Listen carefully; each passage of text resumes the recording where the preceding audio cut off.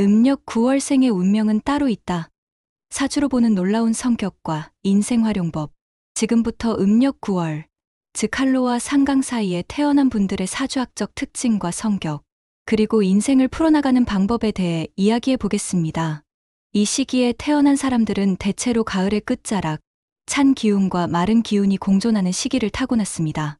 사주학에서는 이 시기를 술월이라 부르며 오행으로는 토의 기운이 강하게 작용하는 달로 분류됩니다.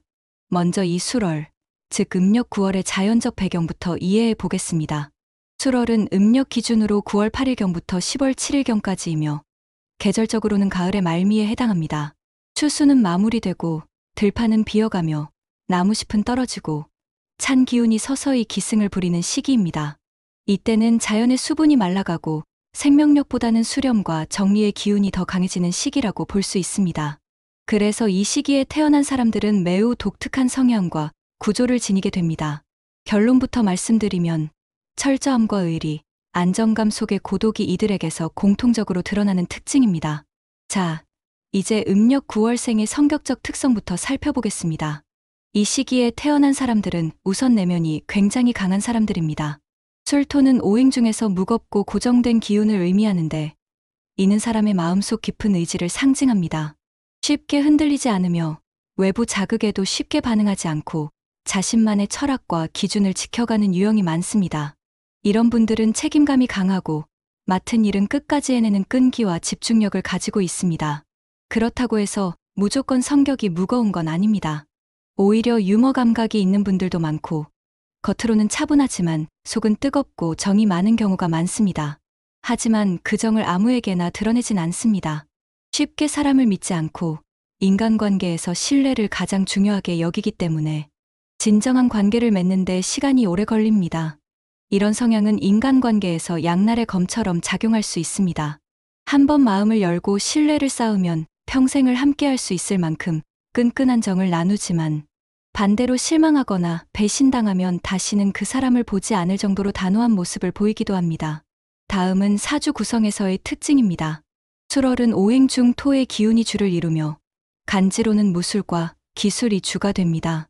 술월은 지지로 술, 즉 술토인데 이는 말라있는 토의 기운입니다.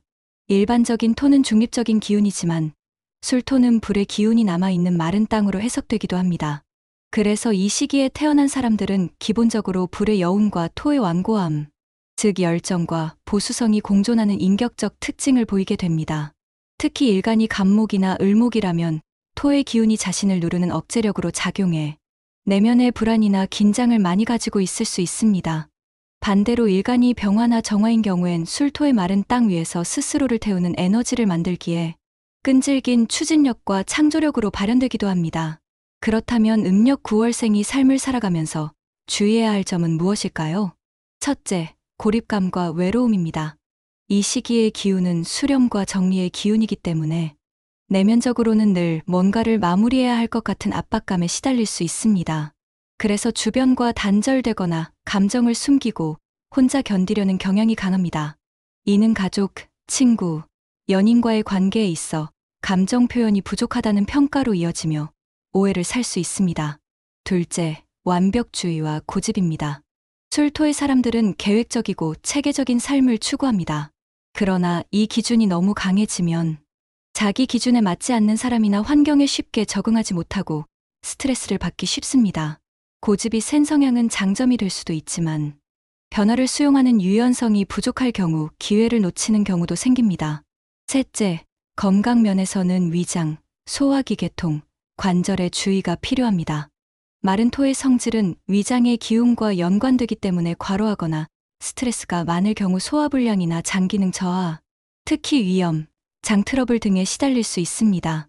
또한 뼈와 관절에도 부담이 될 수 있으니 체력 관리가 중요합니다.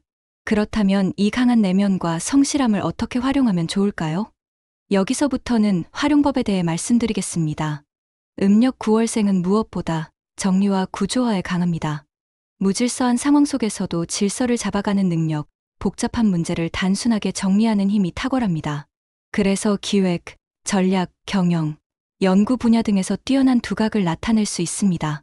또한 한 번 결정한 일은 끝까지 밀어붙이는 추진력이 있기 때문에 장기적인 목표를 설정하고 꾸준히 실천해 나갈 수 있는 분야에서 유리합니다. 이들에게 맞는 직업군으로는 회계사, 변리사, 법률가, 교육자, 건축가, 기획자, 연구직, IT 개발자 등이 있으며 특히 독립적으로 일할 수 있는 환경에서 더 큰 성과를 냅니다. 조직 내에서도 중심축 역할을 하는 경우가 많고 믿고 맡길 수 있는 사람이라는 평을 받게 됩니다.